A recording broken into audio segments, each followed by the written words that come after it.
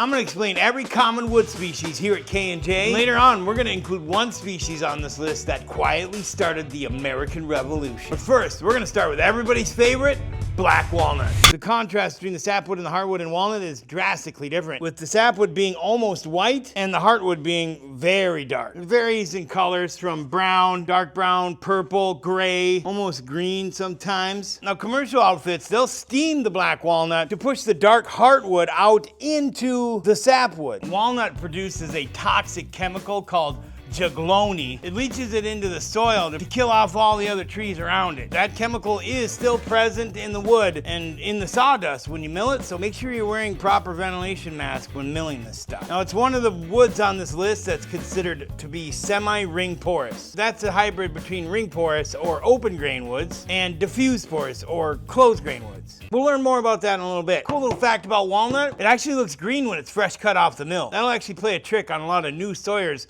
When they cut walnut for the first time, they actually second guess themselves whether they're even cutting walnut in the first place. This bad boy is 1,010 on the Janka scale. So this takes 1,010 pounds per square inch to push that steel ball into walnut. Just so you know, 1,010 is right about the middle. It's hard enough for gun stocks. It was a go-to for rifles for the military in World War II. Our next species is darker by name, but lighter in color and noticeably harder. This, my friends, is the mighty white oak. White oak refers to the species, not the color. White oak is very, very brown, as you can see. It's the definition of ring-porous woods. The pores in early wood are wide open, while the late wood has more closed-off pores. White oak has tyloses. They're balloon-like growths that physically plug those pores shut, which makes it waterproof from the inside out. Only white oak does this. Red oak does not. It's got a 1,360 pounds per square inch rating on the Janka scale. It's got a high tannin content, which adds to the rot resistant nature of the wood too. And by cutting the log a certain way, you get medullary rays, as you can see. Yep, right there. Those are medullary rays. Every wood's got them, but the oaks have them the widest and most visible. Those are dead giveaways. Look at the face of the board or even the side grain, you'll see the medullary rays plain as day. That type of cut shows off the medullary rays much better, and also shows up in a pinkish colored variation of this species in another family. Can you guess which one's next? And before we go there, make sure you hit that like button and share this with someone that you think would find this useful. All right, moving on. Red oak is the next species on our list, ladies and gentlemen. It's a ring porous wood. It's got the largest open pores of any wood in our warehouse. So much so that we could literally blow air bubbles through it and treat it like a straw. As you can see in one of our old school videos, we actually did this test. It's got no tyloses, so you do not want this anywhere near the ground or any water situation at all. It's affordable, it takes stains beautifully, and it's one of the most underrated woods that we have in our shop. And moving on to the next species, hard maple, also called rock maple. It's literally the same tree that maple syrup comes from. This is our first diffused porous wood, or a closed grain wood. The pores are too small to see with the naked eye. It's so uniform it looks plastic. The smooth uniform surface makes it one of the top choices for any paint grade work because the wood grain doesn't bleed through the paint. This bad boy is one of the hardest woods in our shop at 1,450 on the Janka scale. There's only one other species that's harder than this, and we're gonna talk about that one later. This type of wood is good for workbenches, cutting boards, really anything that's gonna take abuse. Moving on to our next one, it's a close relative to this one. Hard maple has a soft, creamy white sapwood, which most people love to use for their cutting boards, to contrast with the walnut. The downside is it has this light brown heartwood that some people like, some people don't, but they don't like it in their cutting boards. So if you want this creamy white hardwood, you're gonna have to pay a little bit extra for whitewood, as they call it. On to the next one. Soft maple. It's still a hardwood at 950 on the Janka scale. It's the same hardness as cherry. It's diffuse porous, but here's the thing. Unlike hard maple, soft maple isn't just one species. It's a couple different species. Soft maple consists of silver maple, red maple, and even box elder is considered a soft maple. You're gonna tell the difference between soft maple and hard maple by the sapwood's color and by the heartwood's color. The heartwood is gonna have a grayish silver colored tint to it. And the sapwood is going to be very, very white. Even more white than hard maple's creamy white color. Even though it's called soft maple, it's not softwood and could still be used for cutting boards. Now, here's where we get the curly maple or the tiger maple lumber from. Scientists still can't figure out how or why tiger maple is created. They think it has to do with environmental factors or stress or something like that, or a combination of both of those things. Also, we get spalted maple from this too. This can happen in other woods like hard maple or really any other wood, but it looks the most prettiest in soft maple. Also, beetles that carry a special fungus will bore into and create ambrosia maple. I don't really know much about that because we don't get much of that around here, but I've seen pictures of it online. It looks pretty cool. Soft maple is the tool-friendly version of maple. It takes a stain better, but all diffuse porous woods don't really take stains very well. But it does take a stain better than this next wood that I'm about to talk about. Cherry is one of my most favorite types of woods in the whole world. Cherry is the most photosensitive wood in North America. That means it's very sensitive to UV light. I've heard stories of even just simple lamps changing the color of the wood. Now, even though wood ages beautifully on its own, it doesn't take a stain very well, as you can imagine, because it is a diffuse porous wood. In the springtime, it grows larger pores in the early wood, so technically it's a diffuse porous, but it's widely considered a semi-ring porous wood. Now, cherry will sometimes have what's called gum streaks or pitch pockets. Those are tiny little black streaks that are a dead giveaway that you're working with cherry. It goes good for cutting boards, maybe some tables, paneling. Nothing really structural though, because it is 950 on the Janka scale like soft maple. Cut it or sand it, it gives off this sweet, pleasant aroma, unlike this next wood that we're about to talk about. And these next series of wood aren't as popular as the ones that we just mentioned. They have a distinct use that no other wood can replace. Next up is ash. And we have black ash and green ash, and they are very difficult to tell the difference between the two.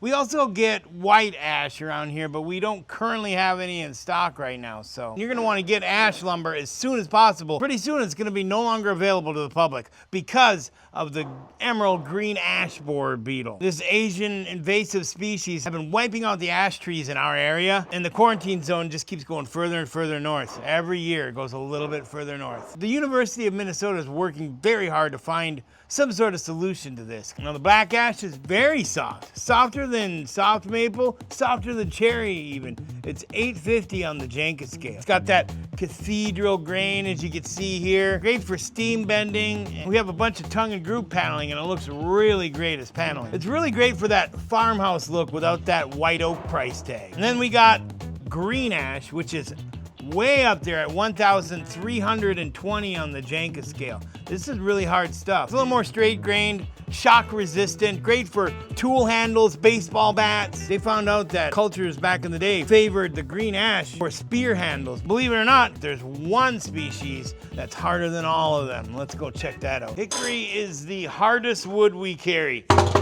and subsequently the heaviest. It ranks an 1820 on the Janka scale. We actually have to slow the sawmill down in order to cut it properly. It's high in aromatic compounds, where you get that hickory smoked bacon flavor from. Andrew Jackson was nicknamed Old Hickory because his troops said that he was tough as a hickory stick. Being part Native American, I'm not sure how I feel about that, but it's part of our history. This stuff is known also for axe handles and other tool handles. They've also been known to use hickory when building cabinets for their rustic look. Be aware though, this stuff is really hard. You're gonna have to be resharpening your blades constantly. Take it easy and go slow, but not too slow. You'll be burning up blades real fast.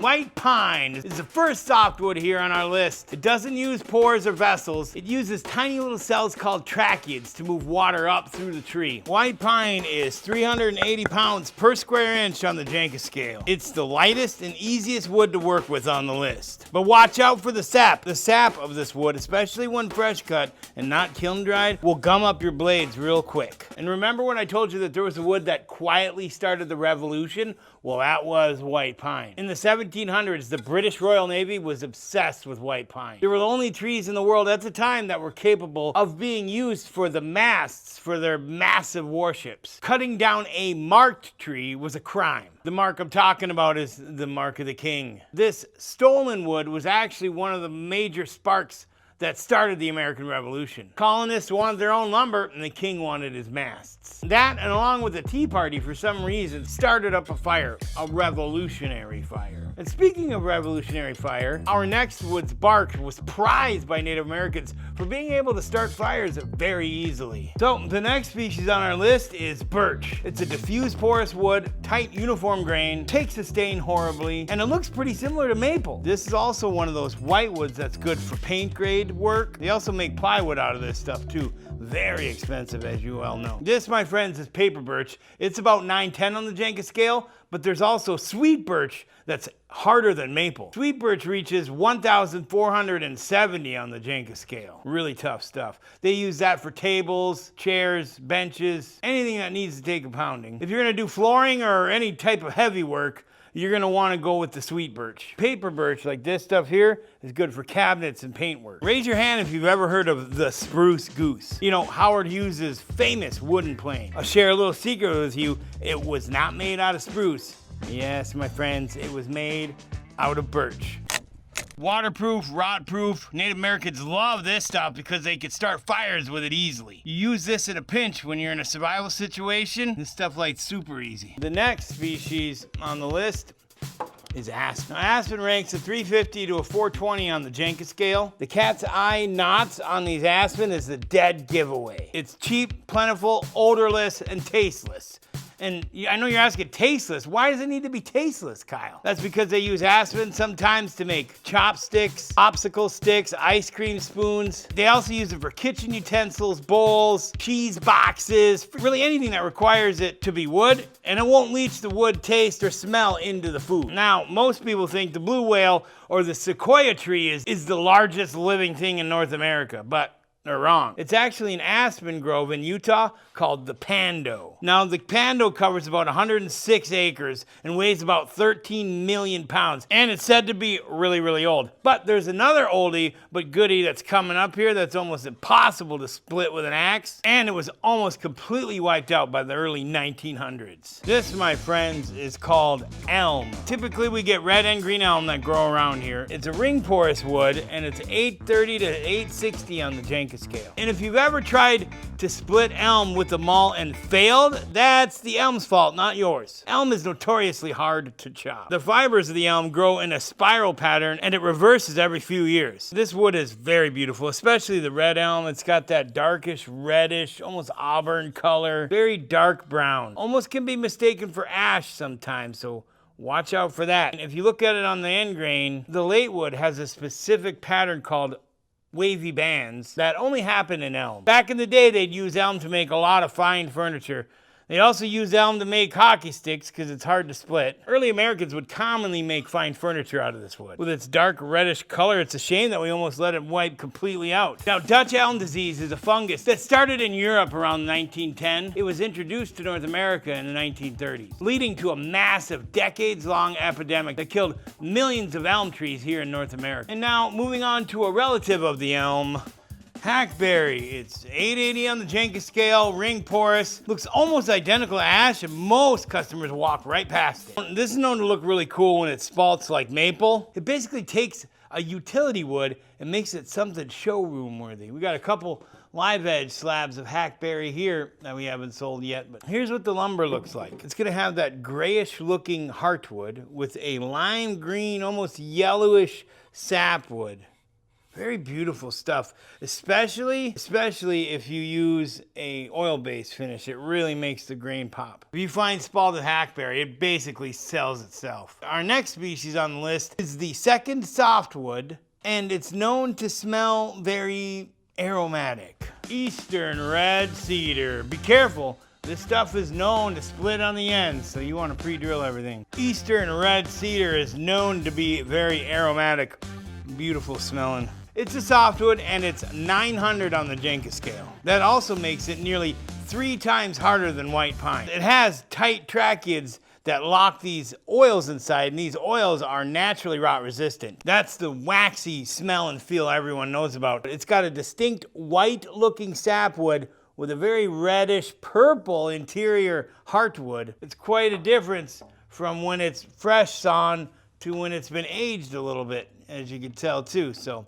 expect that when you're working with it. The oil is what you smell.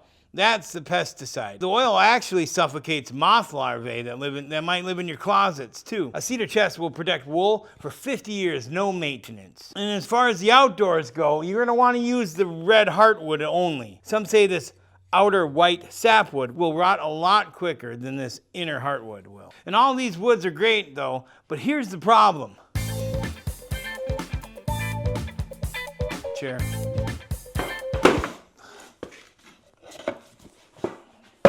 All that knowledge means nothing if you can't identify what's actually in front of you. So stop posting pictures of your mystery wood to Facebook and Reddit. There's an old school method that woodworkers have been using to identify wood for centuries. No apps, no guessing, and most people working with wood today have never even heard of it. We show you how to identify wood using this old school method in this video right here. We'll see you there, brother